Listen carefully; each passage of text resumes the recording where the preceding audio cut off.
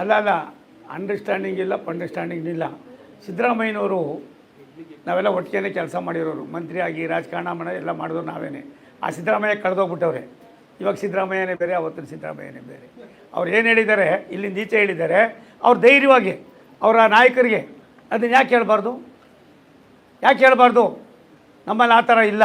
ಸಿದ್ದರಾಮಯ್ಯನವರ ಈ ಬೂಟಾಟಿಕೆ ವ್ಯವಸ್ಥೆ ಆಗಬಾರ್ದು. ಅಪ್ಪ ಒಂದು ನಿಮಿಷ ತಾಳಪ್ಪ. ಗೃಹನೂ ಇಲ್ಲ, ಲಕ್ಷ್ಮಿನೂ ಇಲ್ಲ. ರಾಜ್ಯ ಏನಾಗಿದೆ ಅಂತ ನಿನಗೂ ಗೊತ್ತು, ನನಗೂ ಗೊತ್ತು. ಆ 2,00,000 ಕೊಟ್ಟು 40,000 ಜಾಸ್ತಿ ಮಾಡಿ ಜನ ಎಲ್ಲ ಯಾವ ರೀತಿ ಪಾಪದಲ್ಲಿದ್ದಾರೆ. ಕೆಲವು ಸಂಬಳ ಕೊಡೋ ವ್ಯವಸ್ಥೆಯಲ್ಲಿಲ್ಲ. ನಾನು ಯಾಕೆ ಅದನ್ನೆಲ್ಲ ಮಾತಾಡೋದು ಬೇಡ ಅಂತೀನಿ ಅಂದರೆ, ಇದನ್ನು ಬಿಡ್ತೀರಿ, ಅದನ್ನು ಬರೀತೀರಿ. ಅದಕ್ಕೋಸ್ಕರವಾಗಿ ಇದು ದೇಶದ ವ್ಯವಸ್ಥೆ. ಹೆಣ್ಣು ಮಕ್ಕಳು ಸ್ವತಂತ್ರವಾಗಿ ತನ್ನದೇ ಆದಂಥ ಕರ್ತವ್ಯವನ್ನು ನಿರ್ವಹಣೆ ಮಾಡುವ ಈ ಜವಾಬ್ದಾರಿ ಇದೆಯಲ್ಲ, ಇದು ನಮ್ಮ ಕೈಯಿಂದ ಸಾಧ್ಯ ಇಲ್ಲ. ನಮ್ಮ ಜೊತೆಯಲ್ಲಿ ನೀವು ಕೈ ಜೋಡಿಸಿದ್ರೆ ಮಾತ್ರ, ಮಾಧ್ಯಮ ಕೈ ಜೋಡಿಸಿದ್ರೆ ಮಾತ್ರ ಇದನ್ನು ಮಾಡ್ಬೋದು. 100ಕ್ಕೆ 100 ಇಲ್ಲ. ಅದೇನು ಹೇಳ್ತಾ ಇದ್ದೀರಿ ತಾವು? ನೋಡಿ, ರಾಷ್ಟ್ರದ ಪ್ರಧಾನಮಂತ್ರಿ ನರೇಂದ್ರ ಮೋದಿಯವರು ಎಂದಾದರೂ ಒಂದು ದಿನ ಈ ದೇಶದ ನಾನು ಒಬ್ಬ ಸೇವಕ ಅನ್ನೋ ದೃಷ್ಟಿಯಿಂದ ಈ ಮಹಿಳಾ ಮೀಸಲಾತಿಯನ್ನು ಇವತ್ತು ನಾವೇನು ತಂದಿದ್ದೀವಿ, ಪ್ರಧಾನಮಂತ್ರಿಗಳ ಆದ ತಕ್ಷಣ ಅವರು ಮೊದಲನೇದು ಮಾಡಿದ್ದು ನಾರಿ ಶಕ್ತಿಯರಿಗೋಸ್ಕರ. ನಮ್ಮ ಹಳ್ಳಿಗಳಲ್ಲಿ ತಾಯಂದಿರು ಇದೇನು ಉತ್ತಿವಲ್ಲ, ಅದೇನಂತೀವಿ, ಅದಕ್ಕೆ ಕೊಳವೆ ಅಲ್ಲ, ಅದಕ್ಕೆ ಉಜ್ವಲ ಯೋಜನೆ ಜೊತೆಯಲ್ಲಿ ಒಲೆ ಊದೋದು ಅದನ್ನು ತಪ್ಪಿಸಿದ್ರು. ಸಂಧ್ಯಾ ಸುರಕ್ಷಾ ಮಾಡಿದ್ರು, ಬೇಟಿ ಬಚಾವ್ ಬೇಟಿ ಪಡಾವ್ ಮಾಡಿದ್ರು. ಒಂದಲ್ಲ, ಎರಡಲ್ಲ, ಮೂರಲ್ಲ, 10 ಕಾರ್ಯಕ್ರಮಗಳು ಯಶಸ್ಸಿನ ದಾರಿಯಲ್ಲಿ ನಡೆಯುವಾಗ ಇವತ್ತು ಹೆಣ್ಣು ಮಕ್ಕಳಿಗೋಸ್ಕರವಾಗಿ ಹೆಣ್ಣು ಮಕ್ಕಳು ತಾವು ಒಂದು ಸಾರಿ ನಾರ್ತ್ ಈಸ್ಟರ್ನ್ ಸ್ಟೇಟ್ಗೆ ಹೋಗಿ ಬನ್ನಿ. ಛತ್ತೀಸ್ಗಢಕ್ಕೆ ಹೋಗಿ, ಅರುಣಾಚಲ್ ಪ್ರದೇಶಕ್ಕೆ ಹೋಗಿ, ಒರಿಸ್ಸಾಗೆ ಹೋಗಿ, ತ್ರಿಪುರಾಗೆ ಹೋಗಿ, ಅರುಣಾಚಲ್ ಪ್ರದೇಶ ಅಸ್ಸಾಂಗೆ ಹೋಗಿ, ಮತ್ತು ಮೇಘಾಲಯ, ಈ ಥರದ ಎಲ್ಲ ರಾಜ್ಯಗಳಿಗೆ ಹೋಗಿ ಬನ್ನಿ. ಅಲ್ಲಿಯ ಭಾವನೆಗಳು, ಅಲ್ಲಿರ್ತಕ್ಕಂಥ ಬಡತನದ ರೇಖೆಯಲ್ಲಿದ್ದಂಥ ಹೆಣ್ಣು ಮಕ್ಕಳನ್ನು ಮೇಲ್ಪಂಕ್ತಿಗೆ ತರುವುದ್ರ ಮುಖೇನ ರಾಷ್ಟ್ರದ ಹಿತಕ್ಕೋಸ್ಕರವಾಗಿ ಹೆಣ್ಣು ಮಕ್ಕಳ ಅವಶ್ಯಕತೆ ಇದೆ ಅನ್ನೋದನ್ನು ವಿಶ್ವಕ್ಕೆ ಪರಿಚಯ ಮಾಡಿಕೊಟ್ಟಂಥ ಯಾರಾದರೂ ಒಬ್ಬ ನಾಯಕ ಇದ್ದರೆ ಈ ದೇಶದಲ್ಲಿ, ಸ್ವತಂತ್ರ ಬಂದಾಗಿಂದ ಅಲ್ಲ, ಈ ಇತಿಹಾಸ ಸೃಷ್ಟಿ ಆಗ್ತಕ್ಕಂಥದ್ರಲ್ಲಿ ನರೇಂದ್ರ ಮೋದಿಯವರು ಮೊದಲನೇ ಇದ್ದಾರೆ. ಅವ್ರಿಗೆ ಈ ಥರದ ವೈಯಕ್ತಿಕವಾದ ಹೆಸರಿಗೋಸ್ಕರವಾಗಿ ಮಾಡಿದಲ್ಲ ಇದು. ಅವರು ಒಂದು ಮಾತನ್ನು ಹೇಳ್ತಾರೆ ಪಾರ್ಲಿಮೆಂಟಲ್ಲಿ, ಇದು ಒಳ್ಳೆಯ ಬಿಲ್ಲು, ನಾವೆಲ್ಲ ಒಟ್ಟಿಗೆ ಮಾಡೋಣ. ನಾನು ಸರ್ಕಾರದ ಇದರಲ್ಲಿ ನಿಮ್ಮೆಲ್ಲರ ಫೋಟೋಗಳನ್ನ ಹಾಕಿ ಅಡ್ವರ್ಟೈಸ್ಮೆಂಟ್ ಕೊಡ್ತೀನಿ. ಇದರಲ್ಲಿ ಮೋದಿದೇನೂ ಇಲ್ಲ, ಮೋದಿಯವ್ರಿಗೇನು ಅವಶ್ಯಕತೆ ಇಲ್ಲ. ಪ್ರಧಾನಮಂತ್ರಿಯಾಗಿ ನಾನು ವಿನಂತಿ ಮಾಡ್ತಾ ಇದ್ದೀನಿ. ಇವತ್ತು ಈಗಾಗಲೇ 140 ಕೋಟಿ ಜನಸಂಖ್ಯೆ ಆಗಿದೆ. ಇದನ್ನು ನೋಡೋವಂಥ ಪರಿಸ್ಥಿತಿ ಆಗಬೇಕಾಗಿದೆ. ಹೆಣ್ಣು ಮಕ್ಕಳನ್ನು ನಾವು ಇನ್ನೊಂದು ಸ್ವಲ್ಪ ಸದೃಢವಾಗಿ ಮಾಡೋದ್ರಿಂದ ದೇಶದಲ್ಲಿ ಎಲ್ಲ ಒಂದು ಕಡೆ ಬೆಳವಣಿಗೆಗೆ, ಅಭಿವೃದ್ಧಿಗೆ ಪೂರಕ ಆಯ್ತದೆ ಅನ್ನೋ ಮಾತನ್ನು ವಿಶ್ವದಲ್ಲಿ ಯಾವತ್ತಾರು ಭಾರತದಲ್ಲಿ ಆ ರೀತಿಯಾದ ಪ್ರಧಾನಮಂತ್ರಿಗಳು ಹೇಳಿರ್ತಕ್ಕಂಥ ಒಂದು ಉದಾಹರಣೆ ಇದ್ದರೆ ಅದು ವಾಜಪೇಯಿ ಅವರು, ತದನಂತರ ಸನ್ಮಾನ್ಯ ನರೇಂದ್ರ ಮೋದಿಯವರು.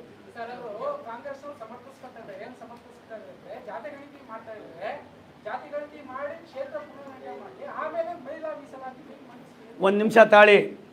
ಇದೇ ರೀತಿ ಮಾಡಿ 50 ವರ್ಷ ಮುಂದಕ್ಕೆ ಹಾಕಿದ್ರು. ಒಂದು ಸಾರಿ ಅಲ್ಲ, ಸನ್ಮಾನ್ಯ ವಾಜಪೇಯಿ ಸಾಹೇಬರು ಆ ಡಿಪ್ಯುಟೇಷನ್ ಮಾಡಬೇಕಾದ್ರೆ ಯಾವ ರೀತಿ ಆಯಿತು ನಿಮಗೆಲ್ಲ ಗೊತ್ತಿದೆ. ಅವ್ರ ತಲೆಯಲ್ಲಿ ಇನ್ನೇನು ಇಲ್ಲರಿ. ಹೆಣ್ಣು ಮಕ್ಕಳು ಮನೆಯಲ್ಲೇ ಇರಬೇಕು, ನಮ್ಮ ಹೆಣ್ಣು ಮಕ್ಕಳು ಮಾತ್ರ ರೈಸಾರಾಮ ಮಾಡಬೇಕು. ಬಡವರ ಮಕ್ಕಳು, ತುಳಿತುಗೊಳಪಟ್ಟವ್ರ ಮಕ್ಕಳು, ಧ್ವನಿ ಇಲ್ಲದ ಆಸರೆ ಇಲ್ಲದ ಮಕ್ಕಳಿಗೆ ಎಲ್ಲ ಒಂದು ಕಡೆ ಮೇಲ್ಪಂಕ್ತಿಗೆ ಬರಬಾರ್ದು. ಲೋಕಸಭೆಗೆ ಬರಬಾರ್ದು, ವಿಧಾನಸಭೆಗೆ ಬರಬಾರ್ದು, ವಿಧಾನ ಪರಿಷತ್ ಬರಬಾರ್ದು, ರಾಜ್ಯಸಭೆಗೆ ಬರಬಾರ್ದು, ಅವ್ರ ಮಂತ್ರಿಗಳಾಗಬಾರ್ದು ಅನ್ನೋದು ಅವ್ರದ ಖಚಿತವಾದ ಒಂದು ಸಂಕಲ್ಪ ಆಗಿದೆ. ಹಾಗಾಗಿ ಸಮಾಜವಾದಿ ಏನು ಮಾತನಾಡ್ತಾರೆ ದೊಡ್ಡ ಮನಸ್ಸುಗಳು, TMC, ಆ ಹೆಣ್ಣುಮಕ್ಕಳು ಬಾಯಿ ಬಡ್ಕೊಳ್ಳೋದು ಗೊತ್ತೇ ವಿನಃ ಆ ಹೆಣ್ಣುಮಕ್ಳಲ್ಲಿ ಇರ್ತಕ್ಕಂಥ ಅಂತರಾಳದಲ್ಲಿರ್ತಕ್ಕಂಥ ಬಡತನವನ್ನು ಇನ್ನೂ ಕೂಡ ಅರ್ಥ ಮಾಡ್ಕೊಂಡಿಲ್ಲ. 3 ಸಾರಿ ಮುಖ್ಯಮಂತ್ರಿಗಳಾದರೂ ಕೂಡ. ಆಗಿರುವಾಗ ಕರ್ನಾಟಕ ಇವೆಲ್ಲವನ್ನು ಕಂಪೇರ್ ಮಾಡಿದ್ರೆ ಹಂತವಾಗಿ ನಾವು ಇವತ್ತು ಆ ಹೆಣ್ಮಕ್ಳನ್ನು ಮೇಲ್ಪಂಕ್ತಿಗೆ ತರ್ತಕ್ಕಂಥದ್ದಕ್ಕೆ ಮೋದಿಜಿಯವರ ಈ ದೂರದೃಷ್ಟಿ ಇದೆಯಲ್ಲ, ಮುಂದೊಂದು ದಿನ ಸೂರ್ಯ ಚಂದ್ರ ಇರೋ ತನಕ ಮೋದಿಯವರು ಇರ್ತಾರೆ.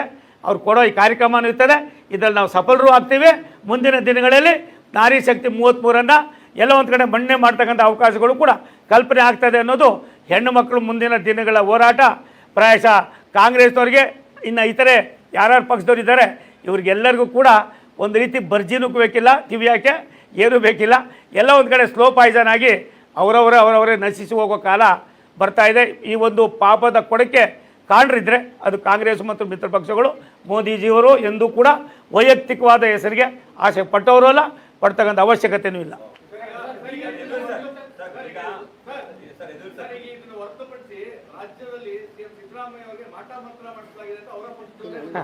ತಂದೆ ಒಂದು ಹೇಳ್ತೀನಪ್ಪ, ನಿಮಗೆಲ್ಲ ವಿನಂತಿ ಮಾಡ್ತೀನಿ. ಇದು ನಾಟಕೀಯ ಕಂಪ್ನಿಯಲ್ಲಿ ಯಾರ್ಯಾರು ಏನೇನು ಪಾತ್ರ ಆಗ್ತಾವ್ರೋ ನನಗೆ ಗೊತ್ತಿಲ್ಲ ಕಣ್ರಪ್ಪ. ನಮ್ಮದು ದೇಶದ ಅಭಿವೃದ್ಧಿ, ಹೆಣ್ಮಕ್ಳಿಗೆ ಬೇಕಾಗಿರ್ತಂಥ ಸವಲತ್ತು, ಆ ಸವಲತ್ತು ಕೊಡಬೇಕಾದ್ರೆ ಅವ್ರಿಗೆ ಕಾನೂನು ಚೌಕಟ್ಟಿನಲ್ಲಿ ಸಂವಿಧಾನವನ್ನು ಬಲಪಡಿಸ್ಬೇಕಾದ್ರೆ 33% ಹೆಂಗೆ ತರಬೇಕು, ಇದರ ಬಗ್ಗೆ ಇದು ಮಾಡ್ತೀನಿ. ನಾನು ಮುಂದಿನ ವಾರ ಬಂದಾಗ ಇಂಥ ಎಲ್ಲ ಪ್ರಶ್ನೆಗಳಿಗೂ ಉತ್ತರ ಕೊಡ್ತೀನಿ.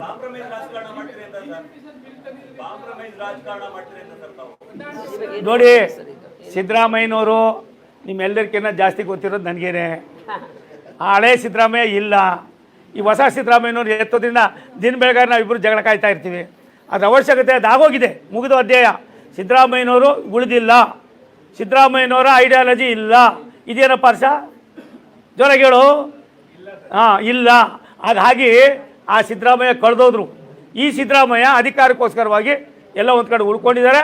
ಮುಂದೊಂದು ದಿನ ಸವಿಸ್ತಾರವಾಗಿ 1 ಗಂಟೆ ಬೇಕಾದ್ರೆ ಅದ್ರ ಬಗ್ಗೆ ಮಾತನಾಡ್ತೀನಿ. ದಯವಿಟ್ಟು ನಾನು ಇಷ್ಟೇ ಹೇಳೋದು, ದೇಶ ಇದ್ದರೆ ಮಾತ್ರ ನಾವು, ದೇಶ ಅಭಿವೃದ್ಧಿ ಆದರೆ ಮಾತ್ರ ನಾವು, ದೇಶದಲ್ಲಿರ್ತಕ್ಕಂಥ ನಾರಿ ಶಕ್ತಿ ಒಗ್ಗಟ್ಟಾಗಿ ಕೆಲಸ ಮಾಡೋದ್ರಿಂದ ದೇಶದ ಬೆಳವಣಿಗೆಗೆ ಪೂರಕ ಅನ್ನೋದನ್ನು ನಮ್ಮ ಪ್ರಧಾನಮಂತ್ರಿಗಳು ಎತ್ತಿ ತೋರಿಸಿದ್ದಾರೆ. ಅದಕ್ಕೋಸ್ಕರವಾಗಿ ನಾವೆಲ್ಲರೂ ಅವ್ರ ಕೈ ಜೋಡಿಸೋಣ, ಮೆಟ್ಲಾಗೋಣ. ನಮಸ್ಕಾರ.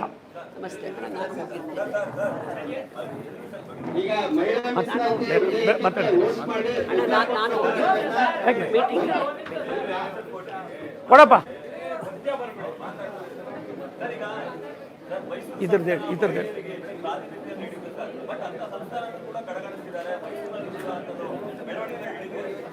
ಎಲ್ಲ ಅಂದ್ರೆ ಸಂಬಂಧಪಟ್ಟಿರೋ ಎಲ್ಲ ಅಂಶಗಳು ವಿಸ್ತಾರವಾಗಿ ಈಗಾಗಲೇ ಮಾನ್ಯ ರಾಜ್ಯ ಮಂತ್ರಿ ಆದಂತ ಶ್ರೀ ಸೋಮಣ್ಣ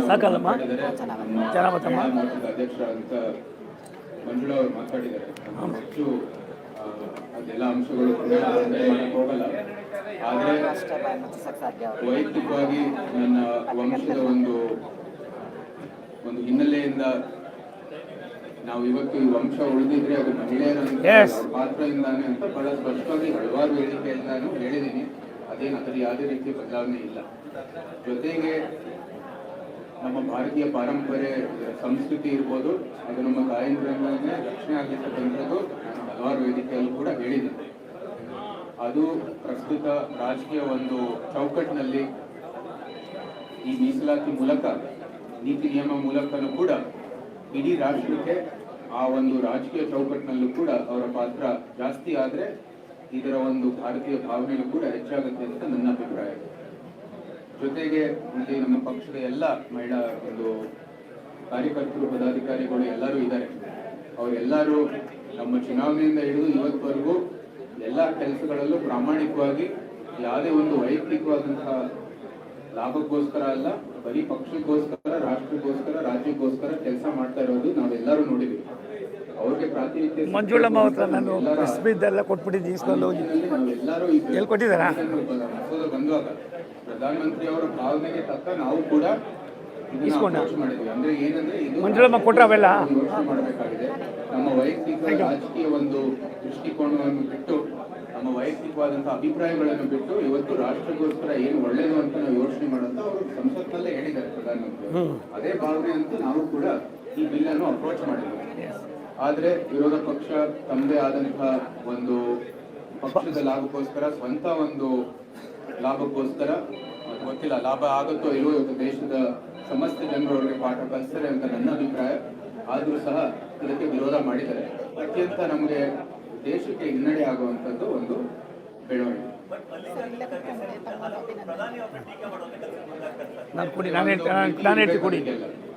ನಾವೆಲ್ಲರೂ ಇವತ್ತು ನಮ್ಮ ಹಿರಿಯರಿದ್ದಾರೆ, ಅವರಂತೆ ನಾವು ಕೂಡ ನಡೆಯೋದು, ಅವ್ರ ರಾಜಕೀಯ ಒಂದು ನಡವಳಿಕೆ, ವ್ಯಕ್ತಿತ್ವ ನೋಡಿ ನಾವು ಕೂಡ ಮುಂದುವರಿಯೋದು. ಆ ಪಕ್ಷದ ಒಂದು ರಾಷ್ಟ್ರೀಯ ಅಧ್ಯಕ್ಷರಾಗಿ ಒಂದು ಮಿತಿ ಇರಬೇಕು, ಒಂದು ಲಕ್ಷ್ಮಣ ರೇಖಾ ಇರಬೇಕು. ಯಾವ ಪದಗಳು ಅದು ಸನ್ನಿವೇಶ ಅಂತ ಹೇಳ್ಬಿಟ್ಟು ಅದು ಎಕ್ಸ್ಕ್ಯೂಸ್ ಆಗಿ ನಾವು ಹೇಳಕ್ಕಾಗಲ್ಲ. ಎಲ್ಲಕ್ಕೂ ಕೂಡ ಒಂದು ಮಿತಿ ಇರುತ್ತೆ. ಇದು ಮಿತಿ ಮೀರಿರ್ತಕ್ಕಂಥದ್ದು ಈ ಪದವನ್ನು ಬಳಸಿರೋದು. ಅದು ರಾಷ್ಟ್ರದ ಪ್ರಧಾನಮಂತ್ರಿಯವರು, ಅವರು ಪ್ರಧಾನಮಂತ್ರಿ ಆಗಿದ ನಂತರ ಸಮಸ್ತ ಭಾರತೀಯರನ್ನು ಪ್ರತಿನಿಧಿಸುವಂಥದ್ದು.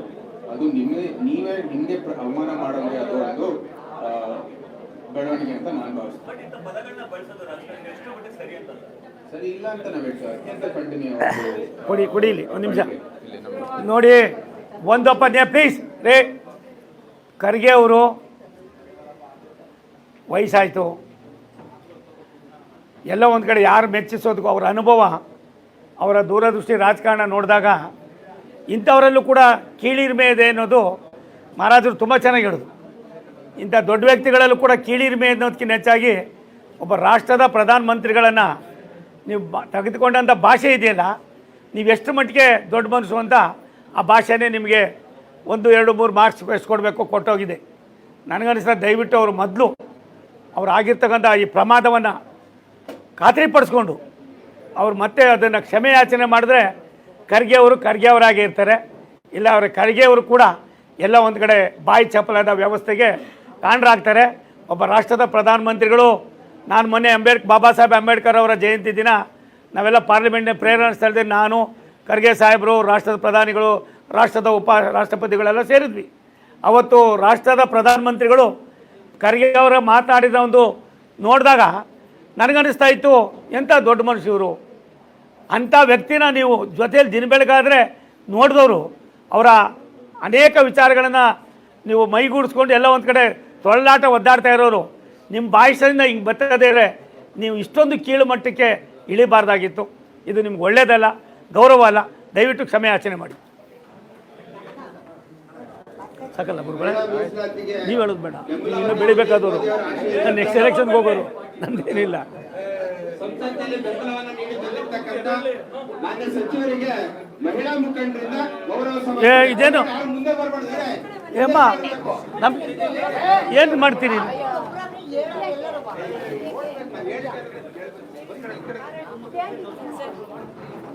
ನಾನು ನಿಮ್ಮ ವರುಣ ಎಲೆಕ್ಷನ್ನಲ್ಲಿ ಬಹಳಷ್ಟು ಒಡನೆ ನಾನು ಮಂಡಲ ಏನದು ಉಸ್ತುವಾರಿ. ಥ್ಯಾಂಕ್ ಯು ಅಮ್ಮ. ಆಯ್ತಮ್ಮ, ಆಯ್ತು, ಅಭಿನಂದನೆಗಳು. ಆಯ್ತು ಆಯ್ತಮ್ಮ, ಆಯ್ತಮ್ಮ, ಆಯ್ತಮ್ಮ, ಹಾಕೋ ಇಲ್ಲಿ ಬಾವ ಬಾವ ಬಾವ ಇಲ್ಲಿ ಬಾವ, ತಳ್ಬೇಡ ತಳ್ಬೇಡ, ನೀವು ದೊಡ್ಡವ್ರು. ಆಯ್ತು, ಆಮೇಲೆ ಮಾಡ್ಬೋದು. ಆಯ್ತು, ಸಾಕು ಸಾಕು ಸಾಕ್ರು. ಆಯ್ತಮ್ಮ,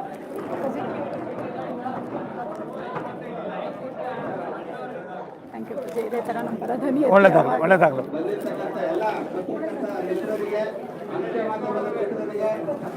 ಅಮ್ಮ ಅವೆಲ್ಲ ಮಾಡ್ಬೋದು ಮಾಡ್ಬೋದು. ಚೆನ್ನಾಗಿದ್ದೀರಾ ಅಮ್ಮ? ರಾಧಮ್ಮ ಇಲ್ಲಿ. Thank you. ಮೈಕ್ ಇಲ್ಲೇ ಐತ ಗುರು?